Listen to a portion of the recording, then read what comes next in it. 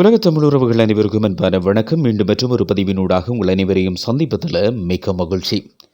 Video பார்க்குற நேரம் விளங்கி கொள்ளக்கூடியதாக இருக்கிறோம். ரஜினிகாந்தை பற்றி தான் இப்போ பேச போகிறோம் அப்படின்னு சொல்லி. உண்மைதான். வாங்க ரஜினிகாந்தை பற்றி அவருடைய வரலாறை பற்றி பேசலை, அவர் நடந்து கொண்ட ஒரு விதம் பற்றி தான் இந்த வீடியோவில் நான் உங்களுக்காக சொல்கிறேன். பொதுவாக சினிமா துறை என்ற போது அவர்கள் பல கோடி ரூபாயை அவர்களுடைய நடிப்புக்காக கூலியாக பெற்றுக்கொண்டவங்களில் மிக பிரதானமாக இருக்கிற ஒரு சினிமா துறை நடிகர் என்று சொன்னால் ரஜினிகாந்த் தான் சொல்லலாம்.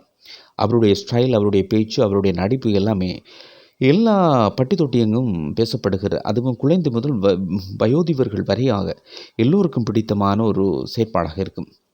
அப்படி பல அனுபவங்களை கொண்ட ஒருவரிடம் ஒரு ஊடகவியலாளர் இந்த ஏர்போர்ட்டில் அவரிடம் ஒரு கேள்வி கேட்குற போது அவர் எதுவுமே பேச போகிறார். அப்போ பாருங்கள், அவருடைய சினிமா துறை சார்ந்த ஒரு ஃபீல்டில் இருக்கிற ஒரு நபர் இன்றைக்கு தமிழகத்தில் முதலமைச்சராக இருக்கிறார்.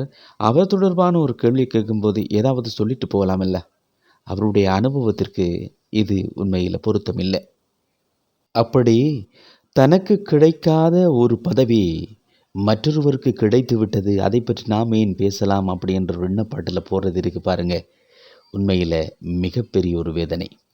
ஆனால் யாராக இருந்தாலும் ஒரு வாழ்த்தை சொல்லிட்டு போகலாம் இல்லை. சினிமா துறை சார்ந்து எங்களோடு, அதுவும் அவர்களோடு பயணித்த ஒரு நபர் இன்றைக்கு நல்ல நிலையில் இருக்கிறான்னு சொன்னால் ஒரு அண்ணனாக இருந்து வாழ்த்த வேணும் அல்லவா? அந்த கொள்கை இல்லை. இப்படியான நபர்களை பார்த்தீங்கன்னு சொன்னால் இந்த உலகத்தில் எதுக்கும் தகுதி இல்லாதவங்களாக, வெறுமனே போலியானவர்களாக இருந்து கொண்டிருப்பார்கள். இவங்களை தான் உலகம் கொண்டாடி கொண்டிருக்கிறது. மீண்டும் மற்றும் ஒரு பதிவினூடாக சந்திக்கிறேன். நன்றி, வணக்கம். சார், விஜய் முதல்வராக பொறுப்பேற்றிருக்காரு.